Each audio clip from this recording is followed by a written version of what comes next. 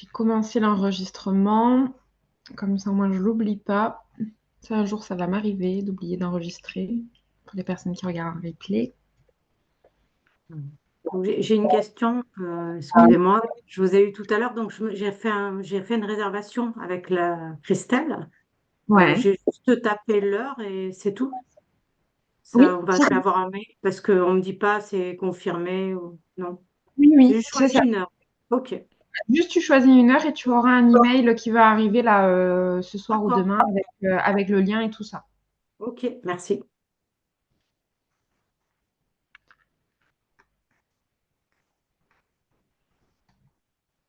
Hop. Alors, je vais préparer les slides.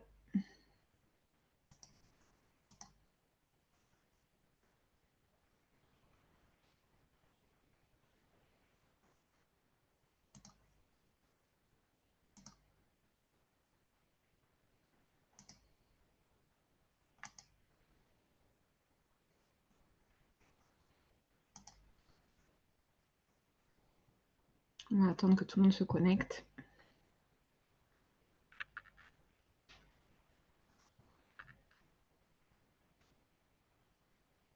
Alors, pour tout ce qui peut être coaching individuel, normalement, vous avez reçu lors de votre inscription votre professeur référent et ou votre professeur référent, dans les quelques jours qui ont suivi, ont pu vous envoyer un email avec le lien Calendly, donc le lien pour prendre les rendez-vous.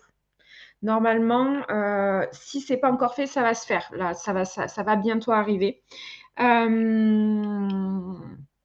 Voilà, ça ne va pas tarder à ce niveau-là.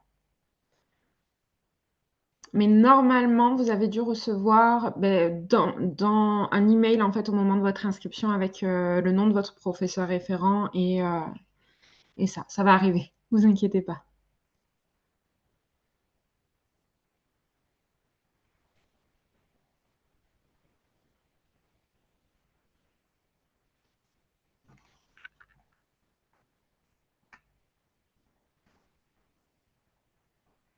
Ouais, regardez dans vos spams aussi parce que parfois, moi, je sais que parfois ça arrive dans les spams. Je ne sais pas pourquoi, alors que mon adresse est sécurisée, mon adresse email, tout est ok, mais selon les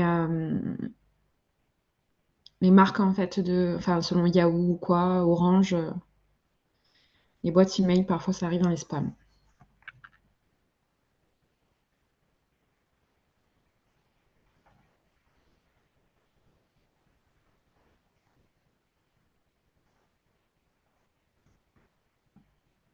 Bonsoir Laurence.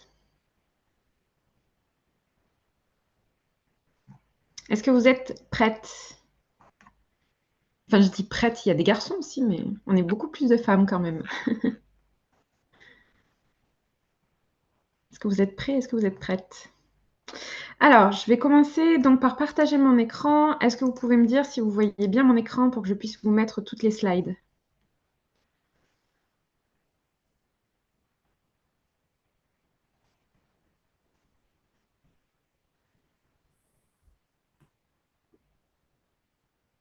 Est-ce que c'est OK? Oui, c'est bon, vous voyez bien mon écran. Bon, c'est parfait. Du coup, on part en présentation. Hop. Alors, la richesse des huiles essentielles. Aujourd'hui, on va un petit peu étudier tout ça. C'est hyper intéressant. Moi, c'est vraiment un sujet qui me passionne, que j'adore, qui est on ne cesse en fait de continuer à apprendre sur l'utilisation des huiles essentielles tout au long, vous allez voir, de votre cursus, etc. Même moi encore aujourd'hui, j'en apprends tous les jours sur les huiles essentielles. C'est un domaine qui est infini et qui est hyper intéressant. Donc, au niveau du sommaire, on va voir un petit peu qu'est-ce qu'une huile essentielle, comment on la distille, qu'est-ce que le chémotype, savoir lire donc une étiquette, les modes de conservation, les modes d'utilisation.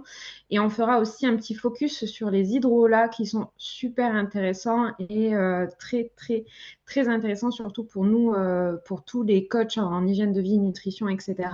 C'est quelque chose qui est ultra pertinent et même beaucoup plus efficace parfois que les huiles essentielles à utiliser. Alors, qu'est-ce qu'une huile essentielle concrètement? Donc, une huile essentielle, ça se présente toujours sous un format liquide et c'est une substance qui va être riche en principes actifs de la plante. C'est vraiment un extrait de plante. Pour les huiles essentielles, on va utiliser autant les fleurs, les feuilles, les graines, les fruits ou l'écorce, par exemple, de cannelle, d'orange, etc. On a vraiment toutes les facettes de la plante qui vont être extraites. Comment on fait pour faire une distillation? Donc, c'est ça le plus important, c'est comment on fait pour extraire en fait ces principes actifs de plantes pour en faire un format donc liquide. Donc, vous avez en fait une très très grosse marmite qui va se présenter où vous allez mettre donc toutes les plantes en fait concrètement dedans. Cette énorme marmite en fait va être chauffée donc par la source de chaleur, ce qui va créer la vapeur où la vapeur du coup va contenir les huiles essentielles à l'intérieur. Ensuite, ça passe dans un serpentin, donc dans un petit tuyau qui généralement on met dans de l'eau fraîche en fait ce petit tuyau, ce qui va faire que ça va refroidir cette vapeur et à la suite on a donc l'hydrolat qui va sortir et par-dessus l'huile essentielle en suspension. Donc, on récolte grosso modo l'huile essentielle et l'hydrolat à la fin. Au niveau de l'extraction des huiles essentielles, ça va dépendre pour toutes les plantes. Parfois, il va falloir très très peu de plantes et parfois, il va en falloir beaucoup. C'est ça qui détermine en fait le prix derrière de l'huile essentielle. Si on prend l'exemple de l'huile essentielle de lavande, si vous prenez Bon, moi j'ai la chance, je vis dans le sud de la France, mais si vous prenez des brins de lavande, que vous les frottez entre vos mains, vous voyez bien que tout d'un coup, vos mains deviennent un petit peu grasses. Ça montre en fait, c'est ça les huiles essentielles. Quand on prend des roses, par exemple, généralement, ça ne fait pas ça. Donc, on voit bien que pour extraire en fait l'huile essentielle d'une plante, il y aura des plantes qui seront un peu plus riches en huile essentielle, on va dire de base, et d'autres un peu moins. Par exemple, pour extraire, je crois que c'est 1 kg d'huile essentielle ou 1 litre d'huile essentielle. Pour la lavande, par exemple, je crois qu'il faut 100 kilos ou quelque chose comme ça. J'aurais pu le nombre exact. Pourtant, j'ai travaillé en distillation, mais bon. Donc voilà, il faut par exemple 100 kilos d'huile essentielle pour faire 1 litre d'huile essentielle. Par exemple, la rose, il faut 3000 kilos d'huile essentielle pour faire, je crois, 100 millilitres d'huile essentielle, 3000 kilos de fleurs pour faire 100 millilitres d'huile essentielle, par exemple. C'est pour ça, en fait, que ça détermine le prix et il y a des huiles essentielles qui coûtent très, très, très, très cher parce qu'en fait, on a besoin de énormément de matières premières à la base pour pouvoir réussir, en fait, à en faire un flacon. Ce qui est le plus important quand on utilise les huiles essentielles au quotidien, c'est de connaître le chémotype. Ça, c'est vraiment la base de la base. En fait, on a un petit peu cette mauvaise interprétation des huiles essentielles de penser que telle huile essentielle est égale tel bienfait. Donc l'huile essentielle de lavande, ça fait pour le stress. L'huile essentielle de ça, ça fait pour ci, etc., etc. Alors que c'est bien plus complexe que ça. On va le découvrir ensemble ce soir. On a notamment toute la phase de chémotype. Donc, le schémotype d'une huile essentielle, c'est comme la carte d'identité d'une huile essentielle qui va nous permettre de savoir quels sont les bienfaits de cette huile essentielle. Donc, on a vraiment ce qu'on peut comprendre par là. Le schémotype, par exemple, là, je vous le présente. Donc là, on a du romarin. Du romarin basique, le plus simple des plus simples. Sauf que le schémotype, selon quelle partie de romarin on récolte, selon également la période à laquelle elle est récoltée, si c'est récolté en été, en automne, en hiver, etc., selon le lieu géographique, ben en fait, le chémotype va être à chaque fois différent alors qu'on est vraiment sur la même base de plante. On est sur du romarin point brut de l'officinal, c'est le plus courant généralement et c'est le plus simple. Mais on comprend bien que un romarin, selon l'origine géographique, selon le temps, l'endroit où il a été récolté, etc. Donc là, on a plusieurs provenances. On va avoir un chémotype à chaque fois qui est différent, ce qui va causer du coup des propriétés thérapeutiques différentes. Donc, on comprend bien que, par exemple, on ne peut pas avoir cette grille de lecture de telle plante est égale tel bienfait. Notre grille de lecture en aromathérapie, c'est tel composé chimique, donc tel chémotype, est égal ça en termes de bienfait. Donc, comme on peut le voir, par exemple, si on fait un petit peu de décryptage, donc quand vous achetez en fait vos huiles essentielles, là j'en ai, normalement, le chémotype doit être indiqué sur le flacon. Donc là, moi, j'ai des huiles essentielles donc de la distillerie dans laquelle j'ai travaillé en tant que naturopathe. Et on va comprendre comment décortiquer une étiquette plus tard. Mais ce qui est intéressant à comprendre et ce qui est important à voir, et là, maintenant, vous allez être équipé justement de cette grille de lecture-là pour voir, parce que malheureusement, dans le monde des huiles essentielles, vous avez de tout et de n'importe quoi qui est arrivé sur le marché. Donc, vous allez avoir en fait des flacons d'huile essentielle où il n'y a pas le chémotype indiqué. Et ça, c'est à bannir. Ce n'est absolument pas à conseiller, ce n'est absolument pas à acheter ni rien. Parce que si le chémotype n'est pas déterminé, on ne peut pas savoir les bienfaits de cette huile essentielle.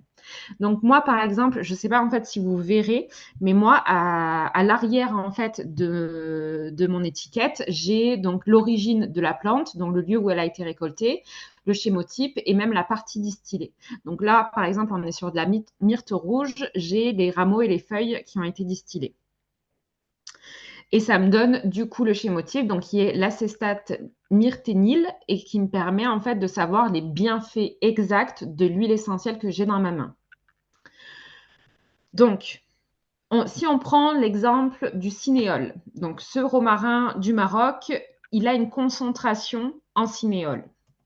Si je vais sur mon tableau, je peux trouver donc les cinéoles qui sont également des cétones. Donc en fait, ce qu'il faut comprendre, c'est que chaque huile essentielle ont des composés chimiques et en fait, je peux traduire du coup ces composés chimiques.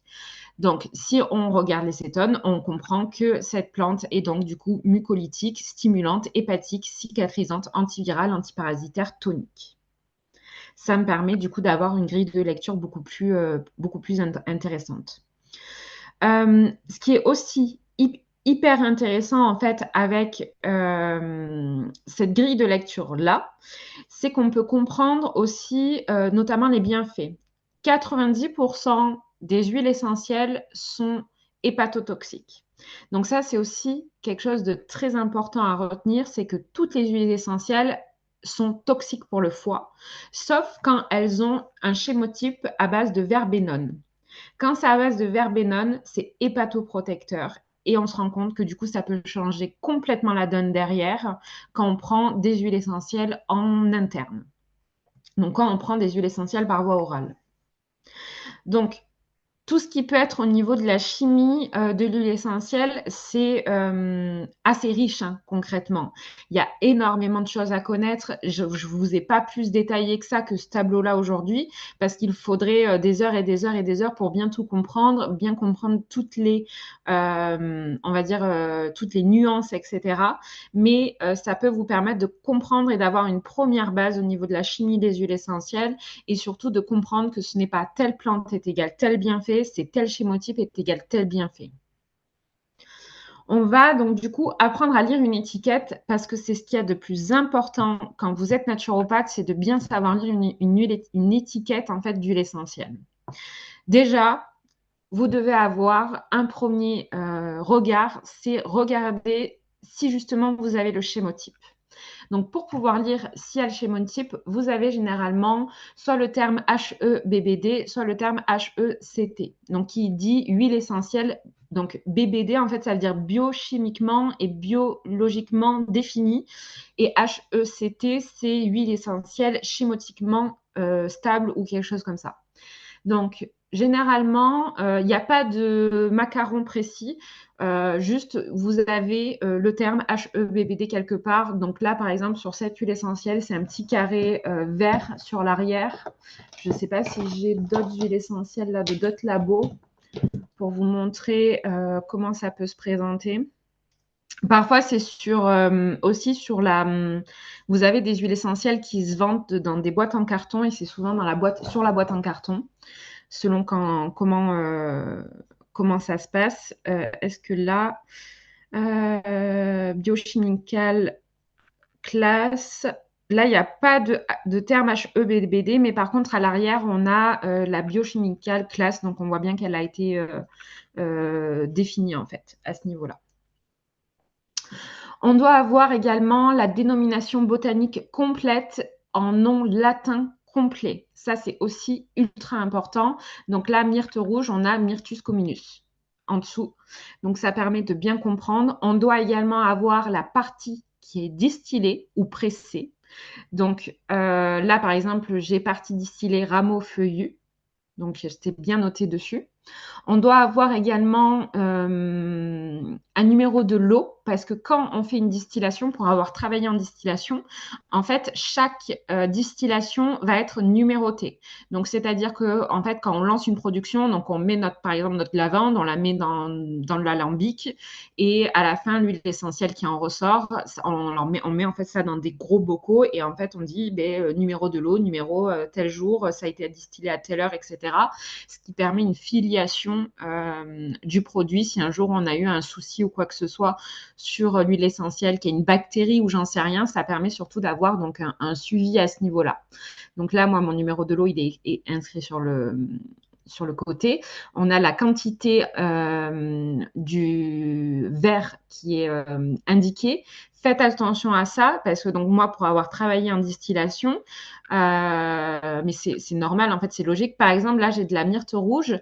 Donc, c'est un flacon de 5 millilitres. Mais parfois, vous avez des huiles essentielles qui peuvent être vendues comme elles sont très chères, en fait, en format 1 millilitre ou 3 millilitres ou 2 millilitres. Sauf que des flacons inférieurs à 5 millilitres, ça n'existe pas, en fait. On n'a aucun producteur qui peut nous faire ça.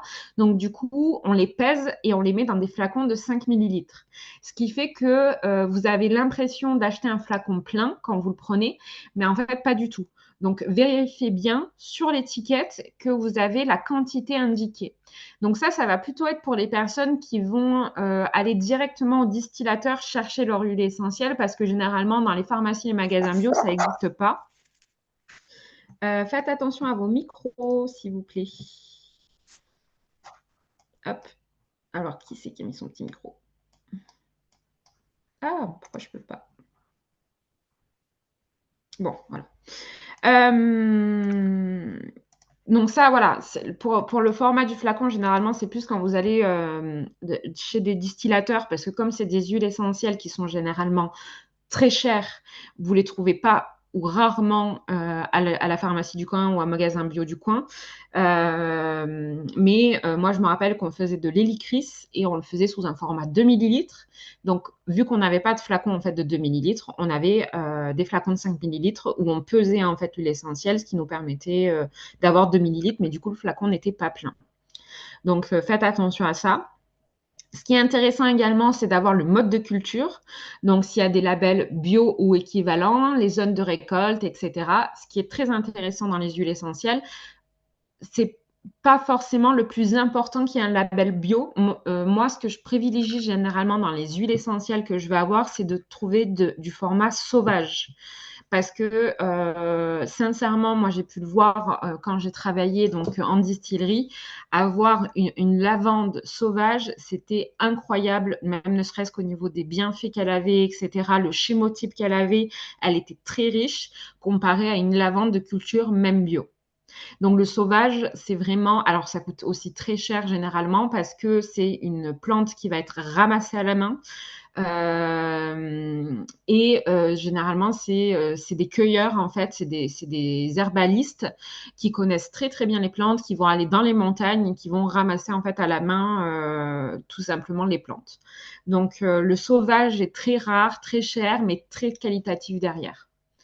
Donc, si vous avez une plante sauvage, vous avez la zone de récolte, en fait, qui doit être disponible, en fait, sur l'étiquette. On doit avoir aussi donc l'origine géographique ou le terroir de la plante. Donc là, par exemple, pour ma myrte rouge, elle a été récoltée au Maroc, mais on doit bien savoir voilà, si c'est l'huile essentielle de romarin du Maroc, de romarin de Corse, etc., etc. On doit avoir toutes ces indications à ce niveau-là. On a également notamment des modes d'obtention qui doivent être indiqués. Donc, est-ce que c'est une distillation donc nous, par exemple, donc avec Maison Lager, on faisait de la distillation lente, c'est-à-dire que comme on avait vraiment un principe de base qui était d'avoir une huile essentielle d'extrême qualité. Donc, en fait, la distillation par la chauffe était assez... on ne boostait pas, en fait, la chaudière dessous. Nous, notre base, par exemple, pour l'huile essentielle de lavande, on l'a distillée. Quand on lançait le distillateur, ça partait pour 2 heures de distillation. Alors que chez certains distillateurs, ils peuvent distiller de l'huile essentielle de lavande en 30 minutes. Donc ça va dépendre en fait des modes de production. C'est pour ça que c'est intéressant de se rapprocher d'un distillateur près de chez vous. Si vous êtes dans le sud de la France, ça va, c'est assez bien parce que vous en avez un petit peu de partout, mais notamment voilà distillation de lavande, etc. Mais nous, en fait, donc moi quand j'ai travaillé dans cette distillation, on faisait voilà, distillation lente pour toutes les huiles essentielles, ce qui permettait un moins grand rendement concrètement parce qu'on mettait plus de temps pour distiller autant le même litre en fait d'huile essentielle. Voilà, il peut y avoir aussi d'autres informations sur le mode le mode en fait concrètement d'obtention, de distillation, etc. Et après, moi, ce que je rajouterais également à cette petite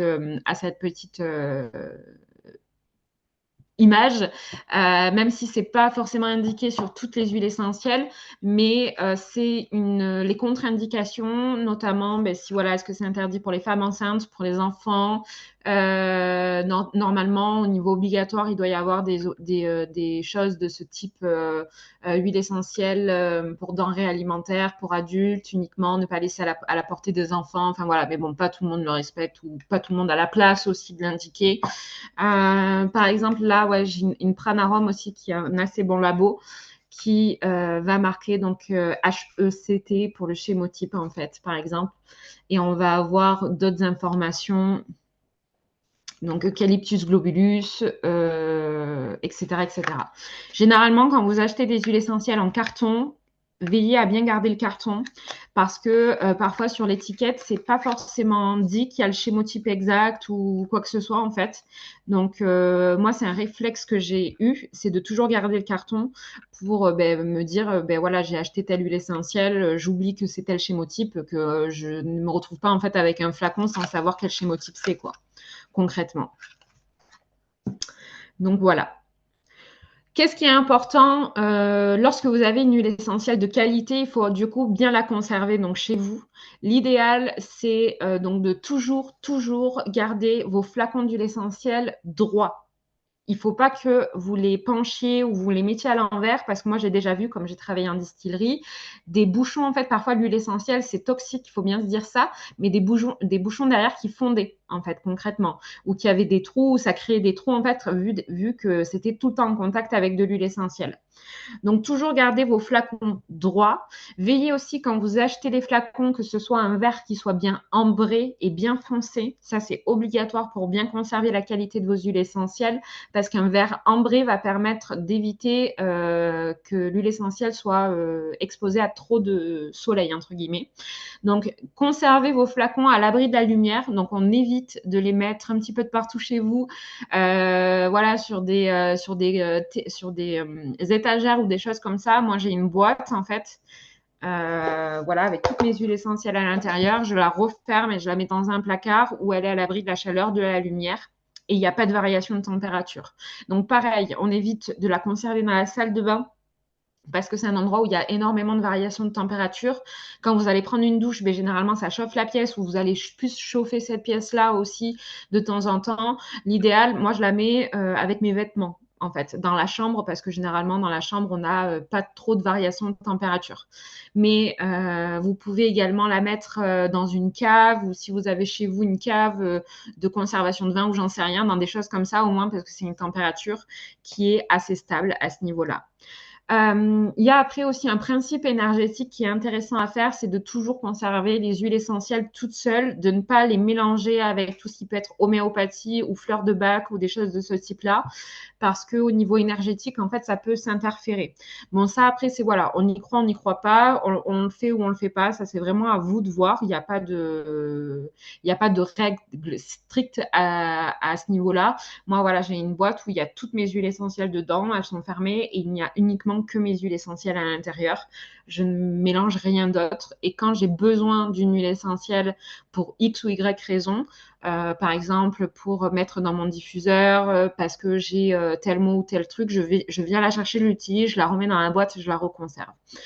Je vous dis ça aussi parce que c'est hyper important de bien conserver ces huiles essentielles parce que donc vous avez une DLUO sur chaque huile essentielle. Donc concrètement, les huiles essentielles, ça se garde à vie. Si c'est une très bonne huile essentielle qui a été bien distillée, etc., vous n'avez même pas besoin de suivre en fait les recommandations de DLUO, de DLC, etc. C'est au top du top. Même nous, à notre distillerie, on avait des huiles essentielles qui dataient des années 90 en fait. Et en fait, au niveau concrètement du liquide, elles étaient peut-être un poil plus épaisses au niveau texture, mais elles étaient ultra stables, toujours la même odeur, toujours tout était nickel en fait, vraiment. Donc, on va voir tous les modes d'utilisation des huiles essentielles. Donc, on peut utiliser une huile essentielle par voie orale, donc c'est-à-dire la prendre concrètement. Il faut par contre toujours utiliser un support neutre. Donc, soit du miel, soit vous avez des comprimés, généralement, c'est de la gomme de goire en fait compressée ou de la gomme d'acacia compressée où vous pouvez mettre en fait les huiles, les gouttes d'huile essentielle dessus. Faites attention, l'huile essentielle ne se mélange pas à l'eau. C'est le même principe que si vous mettiez, vous pouvez prendre un verre, mettre une ou deux gouttes d'huile essentielle dans le verre, vous allez voir que ces gouttes vont flotter à la surface. Donc c'est pour ça que par exemple on ne trompe pas des huiles essentielles dans un verre d'eau parce que vu qu'elles ne vont pas avoir de support, elles vont arriver brutes dans le système digestif et c'est ultra, ultra brûlant. Ça peut irriter des muqueuses, ça peut vous créer un RGO ou des choses de ce type-là. Donc, faites attention à ça. Ne les prenez jamais purs, jamais directement sous la langue ou quoi que ce soit. Il faut toujours, toujours utiliser un support neutre. Donc, l'idéal, en fait, généralement, c'est le miel. Vous prenez une petite cuillère de miel, vous mettez vos huiles essentielles dessus, ça va se mélanger en fait, vous allez voir. Et vous pouvez prendre du coup cette cuillère comme ça, ou ces comprimés neutres, ou également utiliser un sucre si vous n'avez pas de comprimé neutre.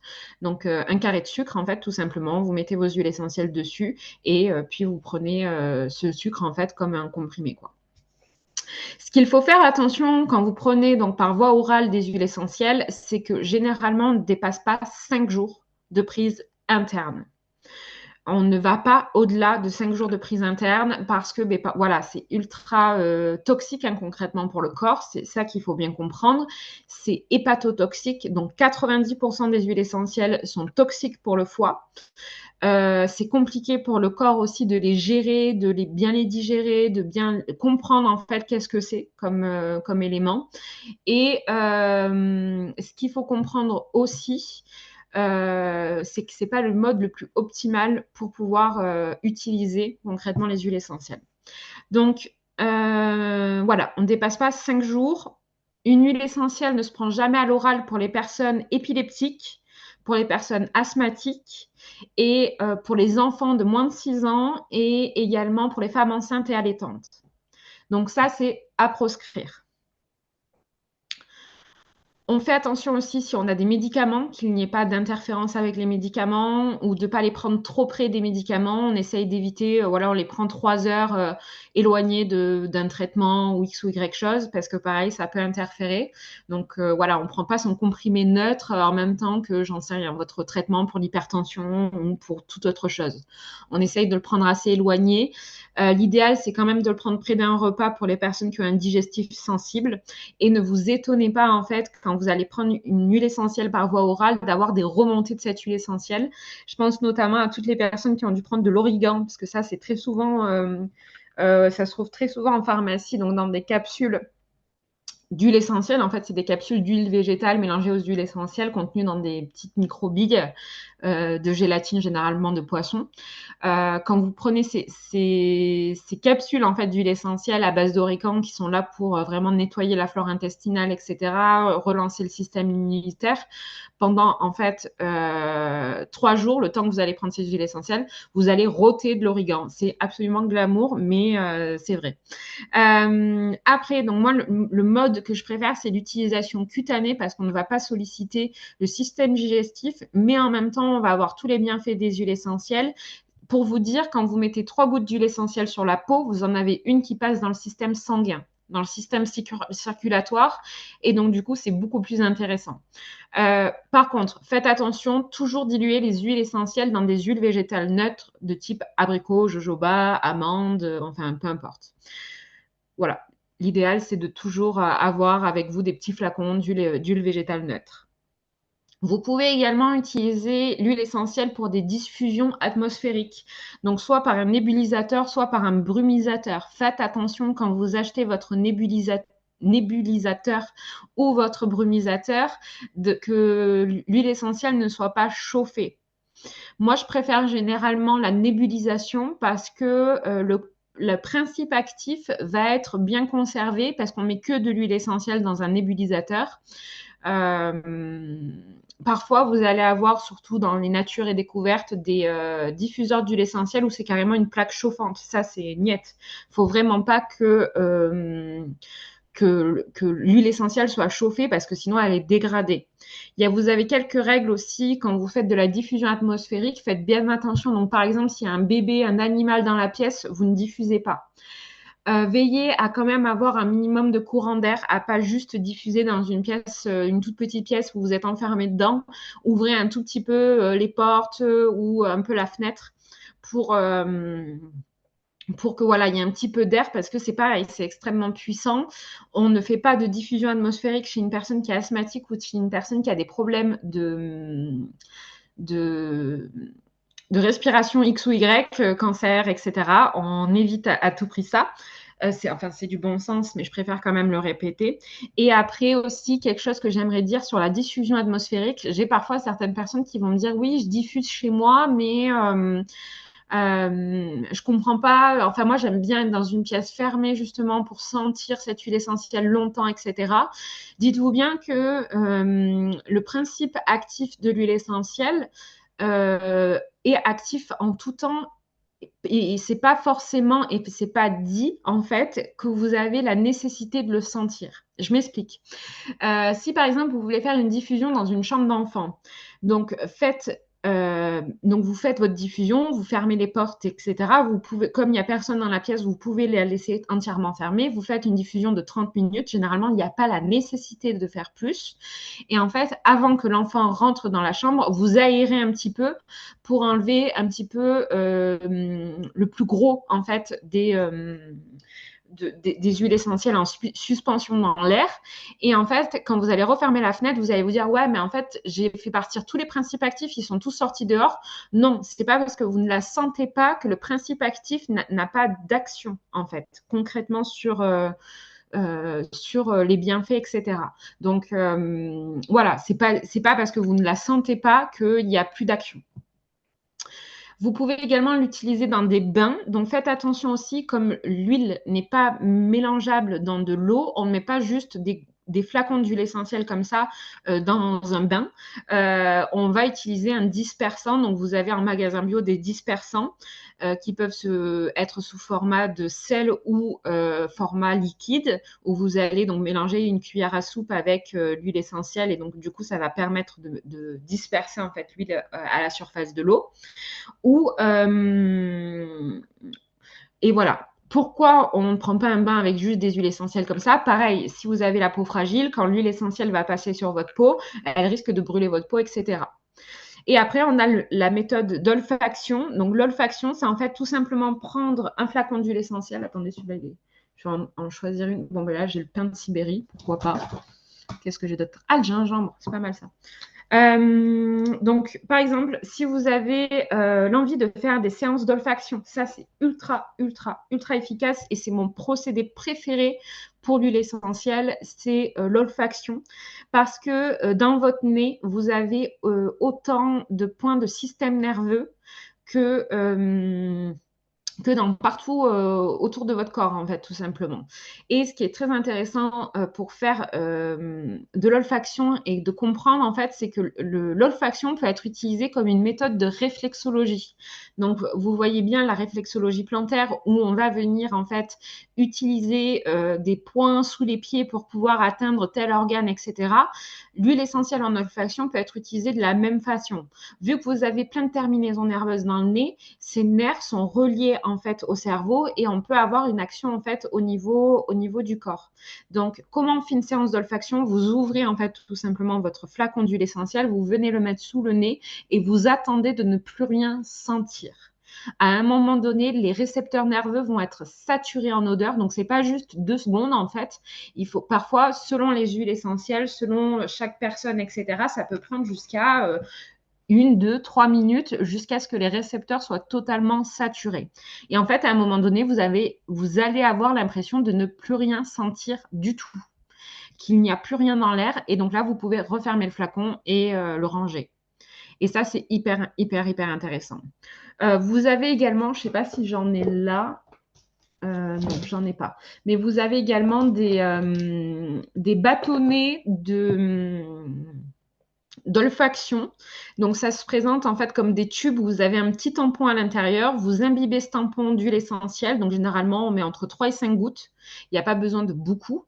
Vous mettez entre 3 et 5 gouttes sur ce tampon en coton. Et en fait, ça vous fait un tube d'olfaction tout le temps en secours en fait avec vous. Enfin, de toujours avoir un tube d'olfaction avec vous, ce qui est très intéressant parce qu'au moins, votre huile essentielle, vous la gardez bien conservée, vous n'avez pas besoin de la mettre dans votre sac à main quand vous partez, quand vous sortez, etc. Vous n'avez pas cette nécessité-là, pardon. C'est ultra économique et le tampon, voilà, vous avez besoin de le recharger que tous les 15 jours, quoi. Il n'y a pas besoin de le faire régulièrement. Je voulais faire également un petit topo sur la différence entre des huiles essentielles et des fleurs de bac, parce que ça, c'est une question qui me revient régulièrement en coaching privé. C'est quoi la différence concrètement entre une huile essentielle et une fleur de bac? On est sur 2 procédés totalement différents au niveau de la phytothérapie. L'huile essentielle, ce qu'il faut comprendre, c'est qu'elle a toutes les principes actifs de la plante. Donc, on a l'essence même de la plante. C'est vraiment un extrait de plante. Les fleurs de bac, on est sur une macération. Donc, c'est-à-dire que c'est des fleurs déjà qui vont être prises, qui vont être macérées pendant 40 jours au soleil. Enfin, bon, bref, il y a tout un protocole pour faire de la fleur de bac. Donc, vous allez prendre de l'alcool, vous allez mettre les fleurs à l'intérieur, vous allez refermer le bocal, vous allez le mettre au soleil pendant 40 jours. Ensuite, vous allez le filtrer. Après, il y a plein de procédés énergétiques encore à faire. Mais grosso modo, les fleurs de bac sont un procédé qui agit au niveau énergétique. Concrètement, les huiles essentielles sont prouvées scientifiquement de leur efficacité. Les fleurs de bac, non, par exemple. Pour les huiles essentielles, on peut agir sur de la symptologie, sur de la bobologie, sur des choses en particulier. Les fleurs de bac n'agissent que sur les émotions et sur les humeurs. Après, on a 2 procédés différents. Moi, je sais que par exemple, j'aime bien conseiller des huiles essentielles en olfaction parce qu'on a une vraie action sur le système nerveux par voie olfactive. Comparé à une fleur de bac où on va plus agir sur une émotion qui peut être cristallisé en fait dans le corps. Donc voilà, c'est deux procédés différents. Et après, ça c'est comme tout, c'est quand vous allez avoir votre cabinet, que vous allez faire du conseil, etc. C'est à vous de bien voir votre mode de fonctionnement. Moi, par exemple, les fleurs de bac, je les utilise pas tout le temps. Ça va vraiment être quand je sens que quelqu'un en a besoin d'une ou etc. Mais il y a certains naturopathes qui ne jurent que par les fleurs de bac. Donc voilà, c'est pour vous dire, il n'y a pas de méthode ou de méthodologie à ce niveau-là. C'est vous le faites quand vous le sentez, en fait, concrètement. On va faire une petite partie sur les hydrolats parce que c'est très souvent un peu l'hydrolat, le mode oublié, en fait, même des naturopathes, même de quand on apprend les huiles essentielles, quand on parle un petit peu des huiles essentielles, etc., on oublie qu'il y a les hydrolats. Pourtant, quand on distille une huile essentielle, on a parfois, enfin, on a de l'hydrolat, en fait. Et parfois, on peut même avoir seulement de l'hydrolat. Je vous fais, par exemple, la distillation de tilleul. Par exemple, ça ne sort que de l'hydrolat. On n'a pas d'huile essentielle, en fait. Donc, quand nous, on préparait dans la distillation dans laquelle je travaillais, on préparait l'extraction d'hydrolat de tilleul. En fait, on mettait les fleurs de tilleul, etc. Et il n'y avait que de l'hydrolat en process final. On a également le terme eau florale, c'est exactement pareil. Hydrolat, eau florale, ça veut dire la même chose. Il n'y a pas de souci à ce niveau-là. Moi, le gros plus, en fait, que je trouve au niveau des hydrolats, donc, certes, c'est plus faiblement concentré en composants aromatiques. C'est beaucoup moins actif que les huiles essentielles, mais du coup, le fait que ce soit, entre guillemets, moins actif que les huiles essentielles, c'est quelque chose qui est très doux et qui ne possède pas de contre-indication. Donc, c'est-à-dire que les hydrolats, vous pouvez les utiliser autant bien sur des femmes enceintes, sur des femmes allaitantes, sur des enfants, sur des personnes qui prennent des traitements épileptiques, sur des asthmatiques.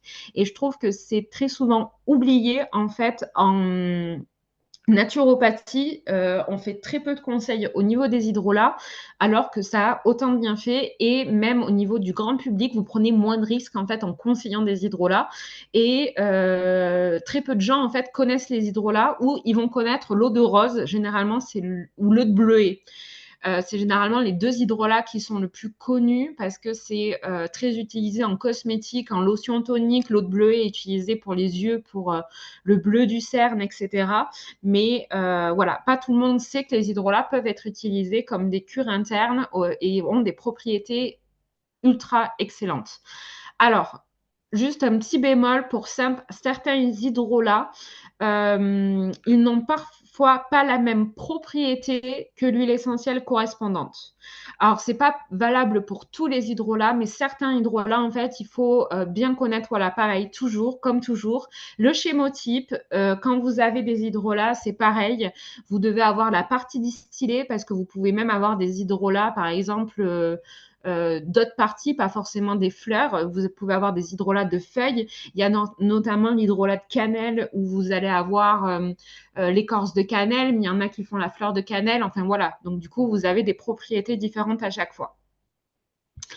Et les hydrolats peuvent être utilisés de plein de façons. Donc, vous pouvez l'utiliser comme lotion tonique, hein, concrètement, sur le visage. Donc, comme je vous disais, le bleuet et l'eau de rose, c'est généralement les plus connus. Vous pouvez également les utiliser en cure externe, donc directement sur la peau. Il n'y a pas besoin de les diluer. Vous le mettez directement sur la peau. Généralement, vous pouvez l'avoir sous format spray. Donc, vous mettez directement sur l'eczéma. Ou vous pouvez avoir le format sans spray, mais vous le mettez sur un coton et après vous tapotez le coton sur l'eczéma, par exemple. Ou par exemple pour l'hydrolat d'amamélis sur les hémorroïdes, vous pouvez le mettre sur un coton puis mettre le coton au niveau de l'anus pour soulager les crises d'hémorroïdes. Ce qui est très intéressant également, c'est que vous pouvez faire donc des cures internes et c'est là en fait que généralement je conseille les hydrolats en interne comparés aux huiles essentielles. Donc voilà, vous pouvez prendre de l'hydrolat de carotte ou de romarin pour le foie, l'hydrolat de genévrier pour les reins, vous avez l'hydrolat de lavande qui peut être ultra intéressant à prendre le soir Vous pouvez le rajouter dans votre tisane, en fait. Vous pouvez également utiliser les hydrolats comme des arômes en cuisine. Donc, même remplacer les sirops. Par exemple, quand j'ai une personne qui va se présenter à moi, qui généralement boit beaucoup de soda, a du mal à boire de l'eau, boit beaucoup de sirop, de boissons sucrées, généralement, je lui conseille de remplacer ces boissons sucrées par une eau riche en hydrolat. Et en plus de ça, on peut choisir des hydrolats qui peuvent avoir des bienfaits. Pour voilà, justement avoir le côté où l'eau a quand même, entre guillemets, un goût.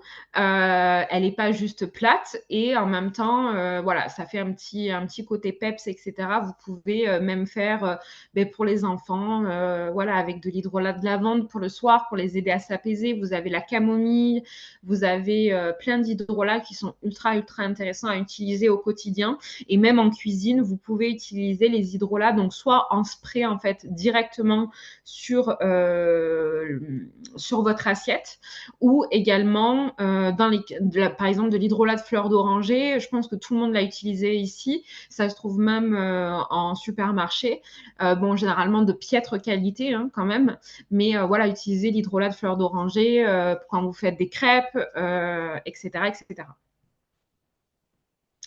Alors, faites attention, pareil, à la qualité des hydrolats que vous choisissez. Il faut qu'ils soient toujours bio et sans conservateur. C'est surtout ça qui est très, très important. Et quand vous les ouvrez, à partir du moment où c'est ouvert, vous les conservez au frigo. Ce sont des choses qui sont ultra, ultra, ultra fragiles. Les eaux florales, les hydrolats, c'est vraiment ultra, ultra fragile. Donc moi, je vous conseille d'aller acheter vos hydrolats dans une distillerie proche de chez vous. Parce que moi, j'ai vu, par exemple, quand je travaillais en distillerie, parfois un hydrolat qui a mal été conservé, mais enfin, je veux dire, c'est l'histoire de quelques heures à température ambiante, l'hydrolat a tourné, en fait. Donc, c'est pour vous dire à quel point ça peut être très, très rapide. Un hydrolat doit toujours être liquide. Veillez bien à regarder, en fait, quand vous l'utilisez, s'il n'y a pas parce qu'en fait, un hydrolat qui tourne, généralement, ça fait des petits filaments blancs, en fait, à l'intérieur, où l'odeur peut être différente. Donc, faites bien attention à ça. Pareil, l'idéal, c'est vraiment d'avoir des formats en verre, donc des bouteilles en verre qui soient teintées ou de l'inox, en fait, comme vous pouvez avoir chez Bioflore. Ils utilisent de l'inox. Ça, c'est pareil, c'est top. Mais voilà, faites attention de toujours avoir des hydrolats en verre de bonne qualité, qu'il n'y ait rien d'autre, en fait, dans la composition. Il faut vraiment que ce soit juste de l'hydrolat ou de l'eau florale. Il ne faut pas qu'il y ait d'alcool ou de conservateur. Il y a généralement le plus compliqué à trouver, c'est l'hydrolat de bleuet sans conservateur parce que c'est l'hydrolat le plus fragile.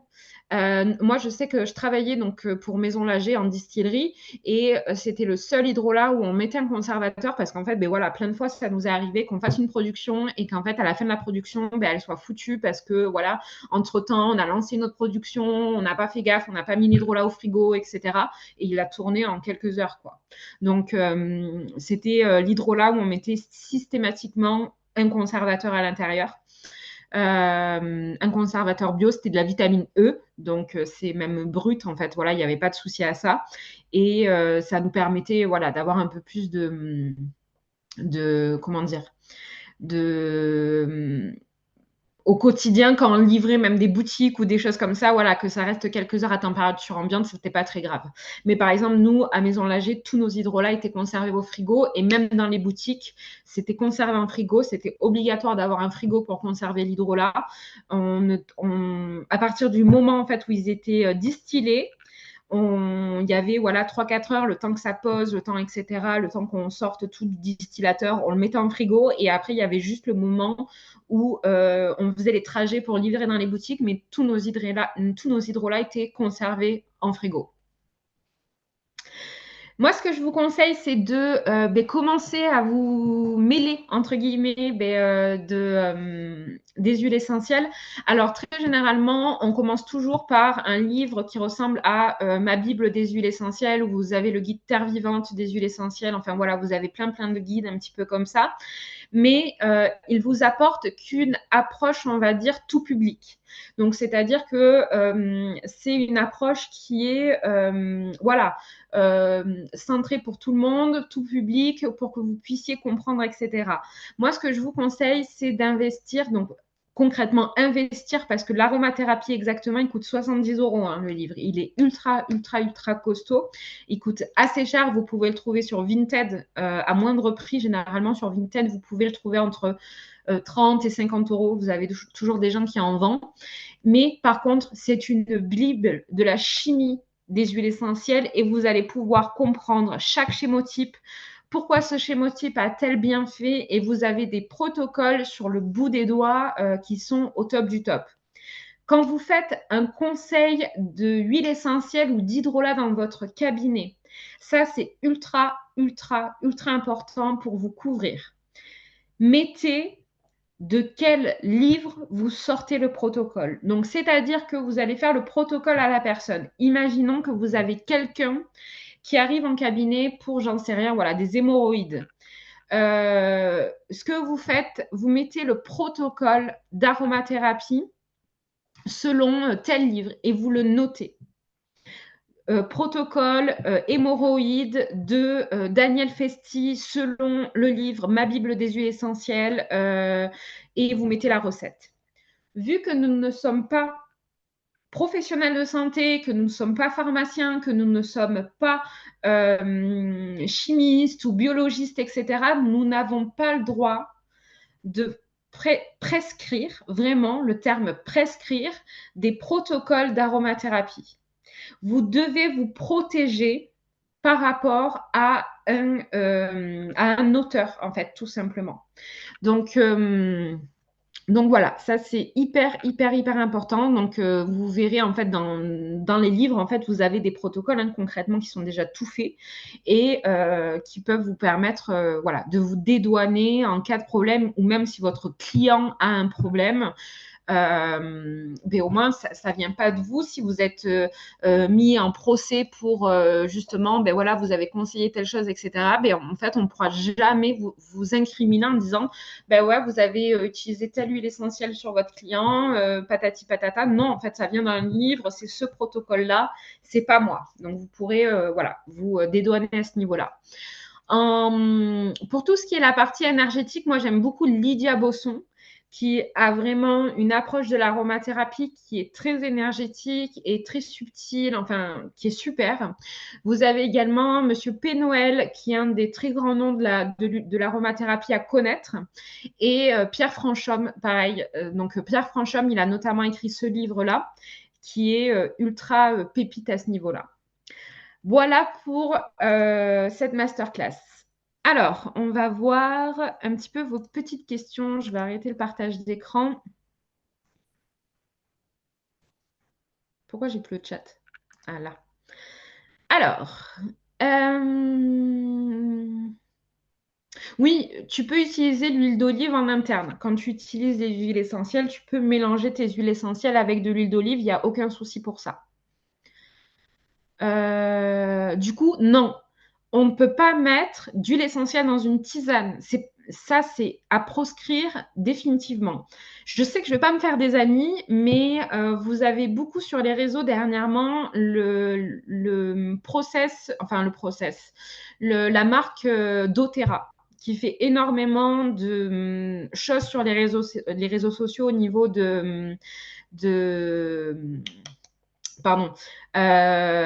au niveau des huiles essentielles.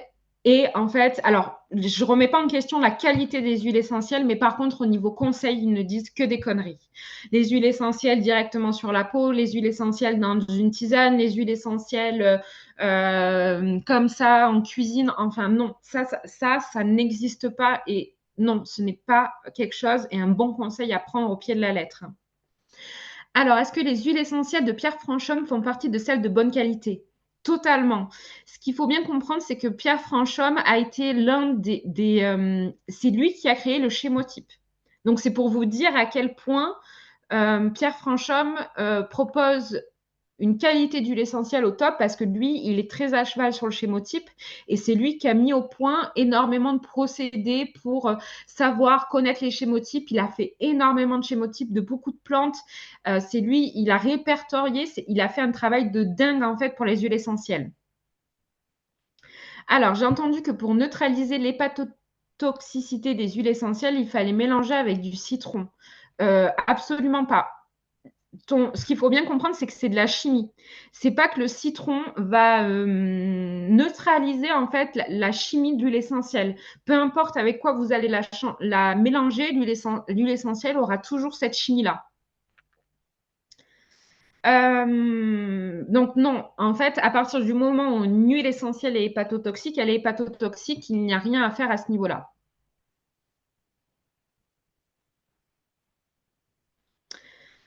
Alors, est-ce que les huiles essentielles sont-elles intéressantes en inhalation? Totalement, du coup, je pense que j'ai répondu à ta question. Mais oui, ça, c'est top. Moi, j'adore tout ce qui est olfaction, etc. Moi, c'est pour ça que j'utilise les huiles essentielles au quotidien. C'est olfaction et voie cutanée. Mais généralement, en interne, je l'utilise jamais.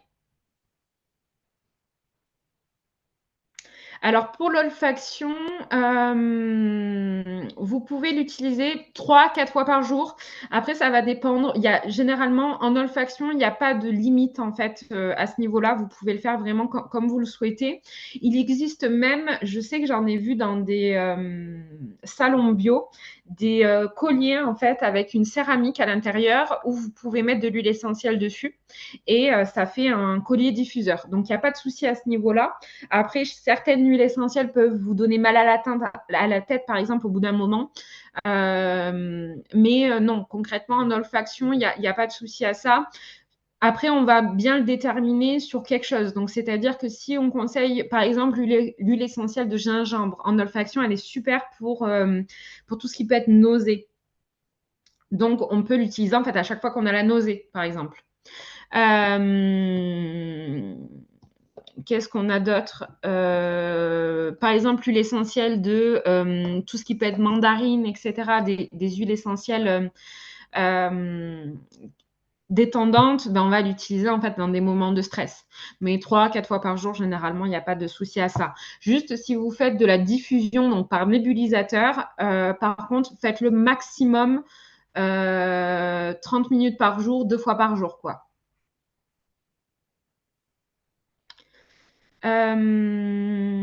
En olfaction, tu le verras très rapidement que généralement, moi j'ai rarement vu quelqu'un au bout de 3-4 minutes qui réussissait en fait à sentir toujours l'huile essentielle. Alors, ma fille a toujours son problème de mycose vaginale à Candida albicans malgré la mise en place de tous les conseils donnés par toi et Cécile. Pourrait-elle utiliser... pardon, j'ai perdu ton message.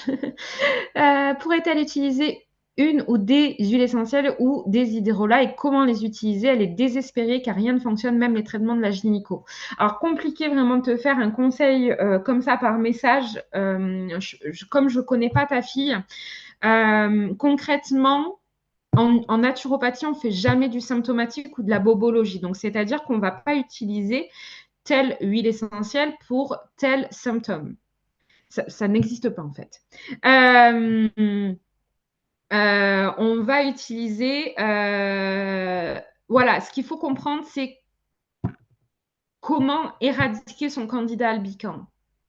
Donc, c'est tout un protocole de candidat albicans à mettre en place, notamment avec... il peut y avoir l'utilisation d'huile essentielle en interne parce que justement, par exemple, l'huile essentielle d'origan est super pour venir faire une désinfection de la flore intestinale et venir nettoyer la flore intestinale quand on a un candidat albicans.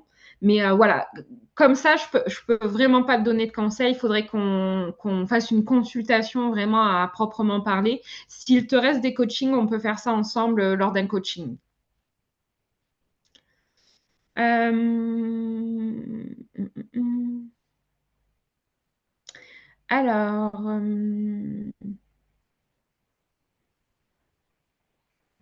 Alors, ça veut dire que les hydrolats du commerce vendus en rayon non conservés au frais sont inefficaces. Généralement, les hydrolats que tu vas avoir supermarchés ont un conservateur, soit de l'alcool ou un truc comme ça. Après, non, ça veut rien dire parce que vu que ton hydrolat, vu qu'il n'a pas été ouvert, en fait, tant qu'il n'est pas ouvert, il n'y a pas la nécessité en fait de le garder au frigo. Nous, c'est que à la distillerie où je travaillais à Maison Lager, on avait vraiment une très haute charte de qualité. Et voilà. Mais bon, voilà, franchement, non, il n'y a pas de souci à ce niveau-là. Alors, j'ai le livre Le guide illustré Festi des huiles essentielles de Daniel Festi. Qu'en penses-tu? Daniel Festi, elle fait de très bons livres pour le tout public. Pour le côté plus professionnel, connaître plus la chimie des huiles essentielles, etc., c'est pas celle que je recommande. On va plutôt aller sur du Pierre Franchomme. On a Arnaud Guéa aussi qui en fait des très bons. On a les livres des éditions Amiris qui sont très pointus à ce niveau-là. Mais généralement, non, je ne recommande pas. Comment utiliser l'huile essentielle de titri sur les boutons d'acné? L'idéal, c'est de te faire un roll-on avec de l'huile végétale de jojoba et de l'huile essentielle de titri dedans. Et en fait, ce roll-on, tu l'utilises sur tes boutons, tout simplement. doTERRA conseille certaines HE directes dans le premier verre d'eau du matin après les gens tombent malades, nausées, reflux gastrique. Voilà. Ça, vraiment, doTERRA, je ne connais pas, je ne me suis pas penchée sur la qualité des huiles essentielles à proprement parler, hein, franchement. Je sais juste qu'elles sont très chères, parfois même plus chères que celles que nous, on vendait en distillerie, alors qu'on était vraiment sur de la qualité plus que plus. Et c'est surtout voilà, les conseils qu'ils peuvent donner. Ils ont en fait un point de vue. Ce qu'il faut bien comprendre, c'est qu'ils ont un point de vue à l'américaine des huiles essentielles et c'est contre-productif.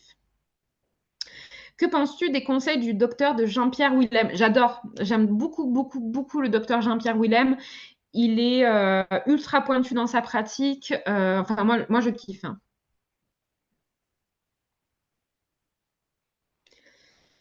Est-ce que les HE ou les hydrolats de chez Aromazone sont de qualité? Moyen. C'est pas pire, mais c'est pas ouf. Il y a mieux, il y a pire. Il y a mieux, mais il y a pire aussi. Après, ça dépend aussi. Alors, moi, ce que je peux dire au niveau d'Aromazone, c'est que moi, j'ai commencé à commander sur Aromazone il y a plus de 15 ans en arrière, quand c'était le vieux site tout pourri, concrètement. Et moi, j'ai vu une très grosse dégringolade, en fait, de la qualité des produits. Donc, moi, ça fait longtemps que je ne me suis pas penchée sur les huiles essentielles de chez Aromazone, mais je pense que ça doit y aller crescendo, on va dire. À l'époque, c'était de la très bonne qualité, et maintenant, je ne suis pas sûre que ce soit de la très bonne qualité. Est-ce que tu peux nous transmettre la bibliographie? Oui, bien sûr, vous aurez le petit PowerPoint, je vous le transmets.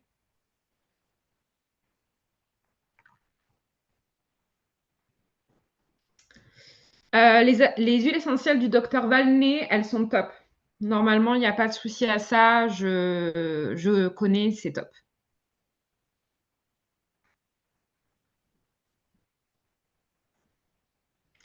On trouve des hydrolats à Aiguebelle. Connais-tu? Sont-elles bien? Non, je ne connais pas.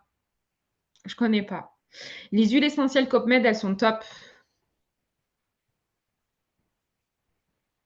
Est-ce qu'on peut répéter les auteurs? Alors, en auteur, il y a Pierre Franchomme, Daniel Pénoël, Lydia Bosson, Arnaud Géa.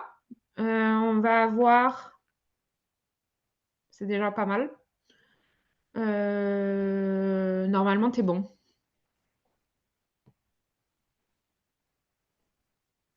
Est-ce qu'il y a des huiles essentielles pour les aminaux? C'est les mêmes. Les huiles essentielles, en fait, peuvent être utilisées sur les animaux, voilà, sur toute chose humaine, en fait. Hein. Même, je sais qu'il y a des huiles essentielles, enfin, on peut utiliser certaines huiles essentielles pour des plantes, etc. Alors ça, je ne m'y connais pas du tout, mais il n'y a pas de souci à ce niveau-là. En olfaction, est-ce qu'on doit respirer fort ou légèrement? Normal, en fait. Tu ouvres juste. Alors, je ne vais pas faire la myrte, parce que je n'ai pas trop envie là. Tu ouvres juste ton flacon sous le nez, en fait, et tu respires normalement. Alors, quel schémotype pour améliorer l'anxiété ou le stress? Alors, au niveau du schémotype pour le stress ou l'anxiété, alors attends, je vais te dire, je vais reprendre mon petit tableau. On a les aldéhydes qui sont pas mal parce qu'elles sont calmantes, hypotenseurs, antivirales, tout ce qui peut être ester également. Les lactones et les courmarines qui sont pas mal parce qu'elles sont sédatives, hypotenseurs. Et les cerskiterpènes. Les cerskiterpènes, généralement, c'est celles qui sont dans tout ce qui est orange, etc. Tous les agrumes.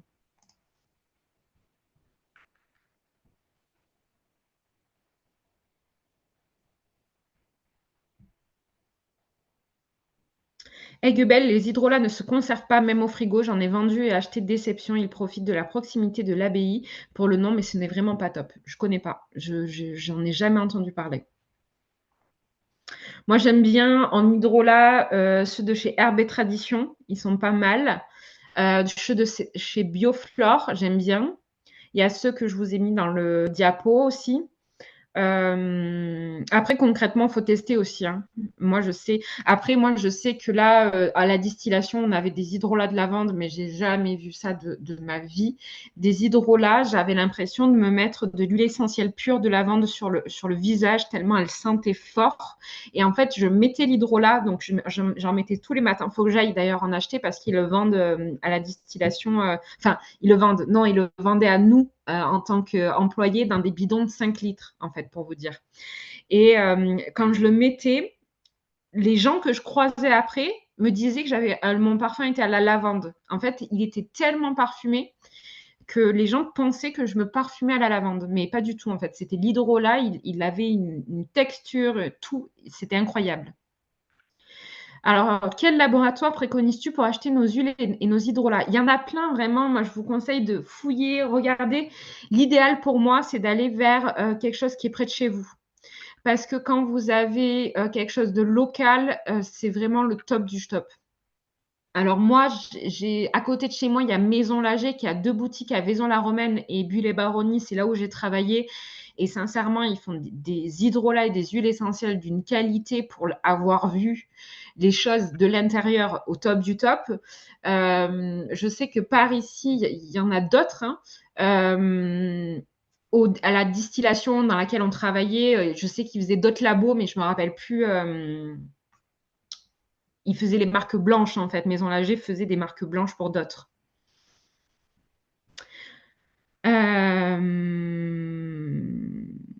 Mais ouais, l'idéal, c'est de regarder autour de chez toi, de voir qu'est-ce qui se fait et d'aller vers un labo près de chez toi. Moi, pour moi, c'est ce que je conseille de mieux.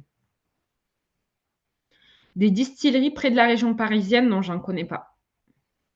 Il y a la Drôme qui fait des très bons produits aussi, qui est pas très loin de chez moi, qui est, je crois, à 50 km. J'y étais allée aussi un jour. C'était pas mal. Qui c'est que je connais d'autres comme ça de nom?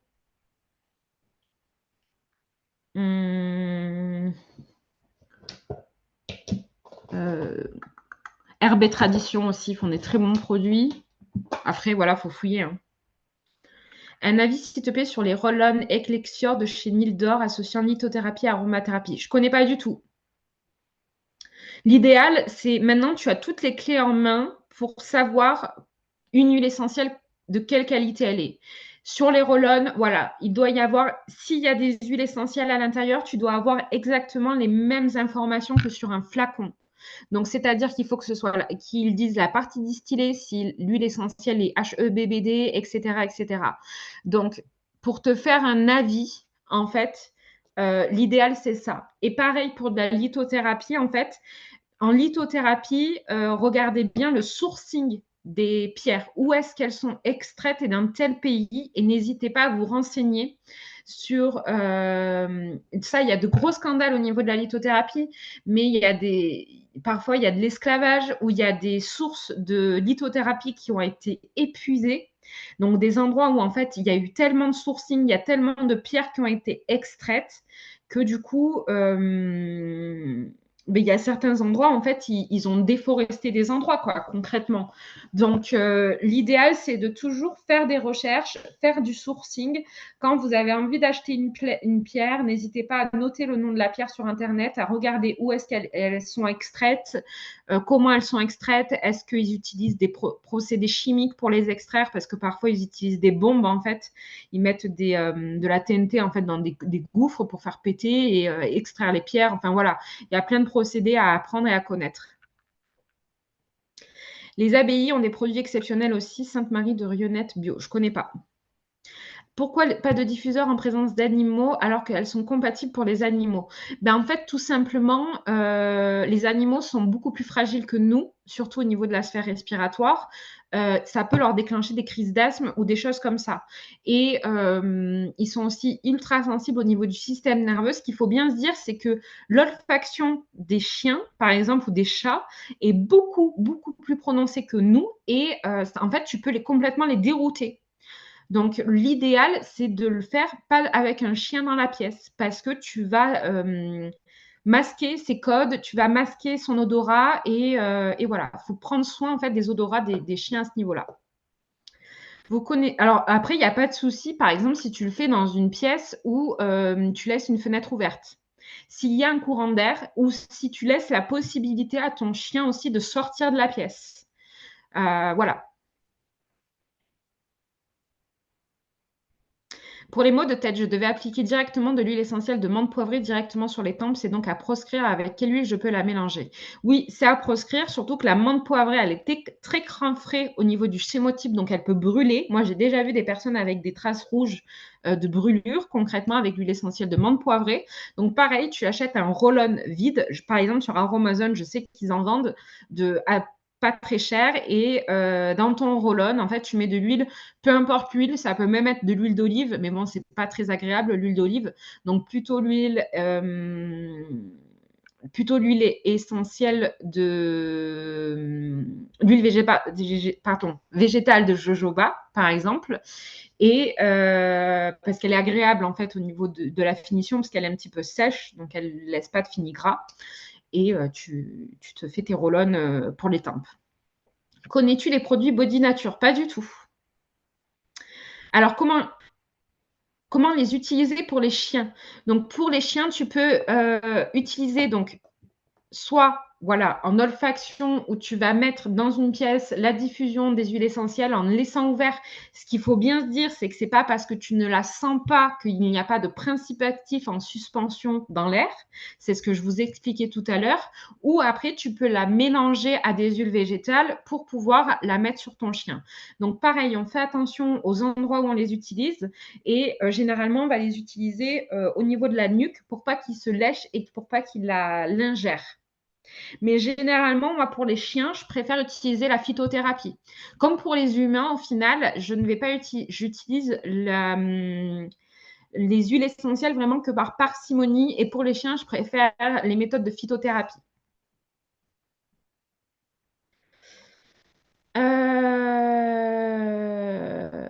On m'avait conseillé l'huile essentielle de menthe poivre et une goutte sur la langue contre les nausées, ce qui fonctionnait très bien, mais du coup interdit seulement sur un support. Seulement sur un support ou parfois l'olfaction peut suffire. Dites-vous bien, moi je conseille vraiment, d'abord on utilise en olfaction avant de l'utiliser en interne. C'est hépatotoxique. C'est ultra toxique pour votre foie, donc faites attention.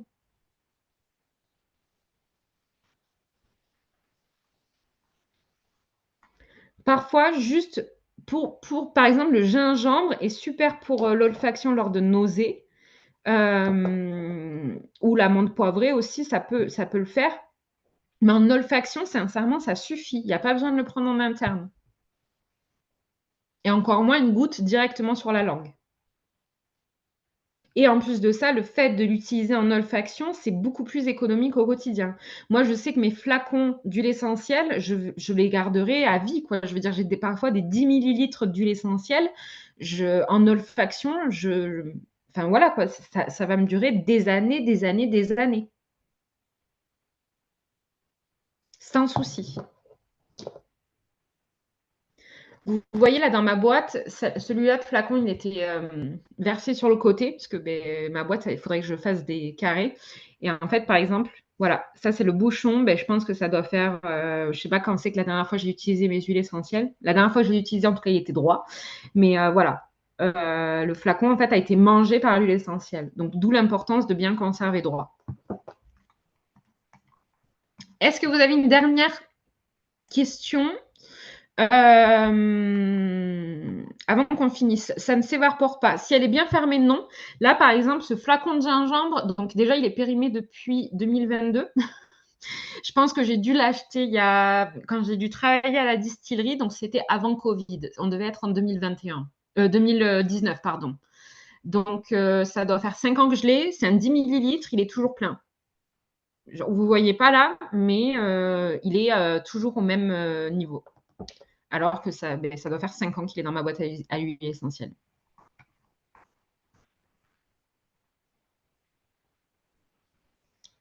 Comment lire les étiquettes? Bibi, du coup, je te conseille de regarder la masterclass en replay. J'ai fait tout un encart vraiment sur ça. Apparemment, une distillerie de HE a ouvert à Milly-la-Forêt. Ah mince. À Milly-la-Forêt, distillerie du Gâtinais a ouvert en 2003 en région parisienne. Ah, sympa. Je connais pas. C'est le verbénone, sauf le chémotique verbénone. Donc, quand elles ont ce chémotype, elles ne sont pas hépatotoxiques. Donc, il y a notamment un romarin qui n'est pas hépatotoxique. Vous avez un thym. Le thym à verbénone n'est pas hépatotoxique. Pareil, l'huile essentielle de thym, c'est un casse-tête à comprendre parce que vous avez tellement de chémotypes différents. Je crois qu'elle en a une quinzaine ou une vingtaine en fait de chémotypes.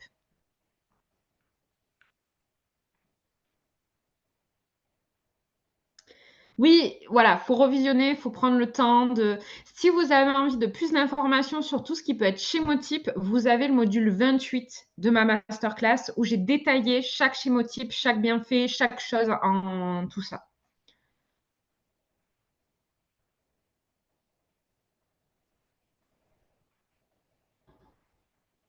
Voilà, du coup, merci à vous tous. Je crois que j'ai répondu à toutes les petites questions. Ayant un peu de mal à boire assez d'eau plate dans une journée, est-il intéressant, je suppose, de mettre un hydrolat? Est-ce qu'il est conseillé de mélanger mon eau avec un hydrolat? Totalement. Tu peux mélanger de l'hydrolat et de l'eau, du coup. Veille bien, fais attention que l'hydrolat soit pur, sans conservateur à l'intérieur. Et voilà. Mais tu peux mettre pour 1 litre, généralement, on va conseiller 2 cuillères à soupe. Si tu as un bon hydrolat qui est bien parfumé, tu n'as pas besoin de mettre plus. Merci à vous tous. Merci, merci. Je vous souhaite en tout cas une belle soirée. On se dit à dimanche prochain où on va faire un décryptage de comment faire un bon PHV, donc un bon protocole d'hygiène vitale. Donc concrètement, comment ça se passe quand vous êtes en consultation avec votre client et que vous avez besoin de construire un protocole. On va décrypter ça la semaine prochaine, donc toujours avec moi. Si vous avez la moindre question, vous avez le Discord. Donc pour les personnes qui regardent en replay, je sais que c'est assez voilà, c'est un peu compliqué de comprendre les huiles essentielles, ce chémotype, etc. Donc, n'hésitez pas à me poser des petites questions si vous en avez. Et puis, je vous dis à bientôt. Bye bye. Merci à vous tous.